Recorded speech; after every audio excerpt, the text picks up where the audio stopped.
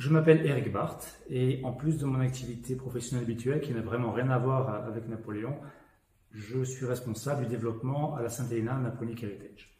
Donc un nom compliqué pour une fondation de droit local hellénien qui s'occupe de la maintenance, la restauration des 3 propriétés françaises à Sainte-Hélène. Donc ces 3 propriétés sont les Briards, où Napoléon a passé les 2 premiers mois de sa captivité. Ensuite, bien sûr, Longwood, où je suis maintenant. Et bien évidemment, la veille de la tombe, où Napoléon a été enterré de 1821 jusqu'au retour des cendres en 1840.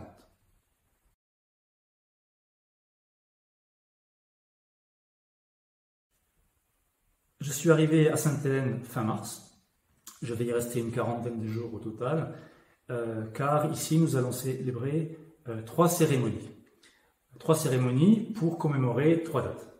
Donc la première, c'est le 5 mai, bien entendu. Donc la cérémonie se passera à Longwood, à partir de 19h30 heure de Paris, ce qui correspond à 17h30 heure locale.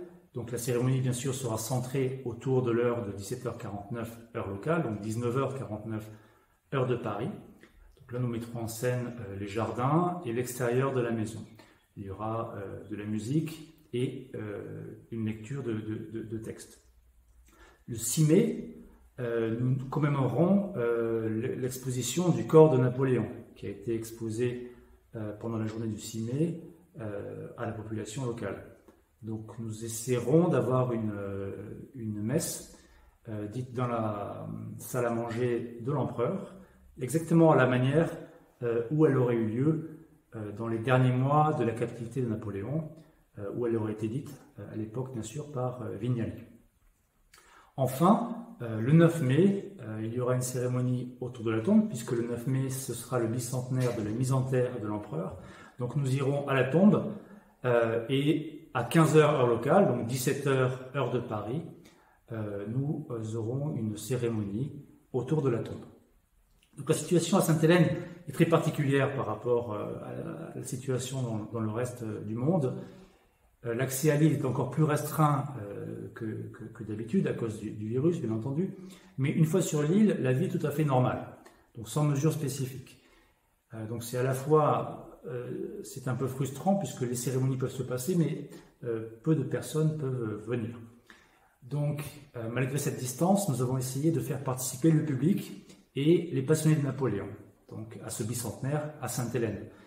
Alors nous avons trouvé plusieurs manières d'impliquer le public. D'abord, ceux qui sont sur les réseaux sociaux peuvent suivre les préparatifs. Alors, on a créé une page Facebook pour notre fondation. Nous avons aussi un groupe où tous les jours pratiquement je fais une petite vidéo pour montrer aux passionnés comment se font les préparations du bicentenaire. Aussi, et ça depuis l'an dernier déjà, de nombreux passionnés ont décidé de porter l'insigne du bicentenaire, comme moi, pour montrer leur attachement à la mémoire de l'empereur et aussi un peu au fait qu'on peut quand même célébrer ou commémorer un bicentenaire de manière décomplexée.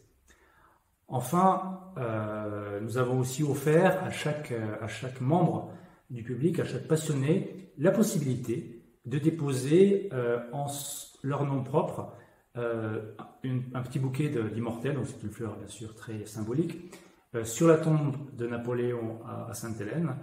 Donc chaque participant aura un petit bouquet d'immortels avec un ruban à son nom qui sera déposé le 5 mai sur la tombe et aussi le 9 mai pour la cérémonie.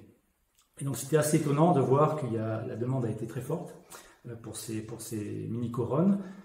Nous avons eu plus de 400 participants et ces participants viennent du Canada, des États-Unis, de la France, de toute l'Europe, de la Russie, de l'Australie, même de la Chine. Donc ça montre, s'il était besoin, que Napoléon passionne, et Napoléon passionne bien au-delà des frontières de l'Empire qu'il avait construit au XIXe siècle.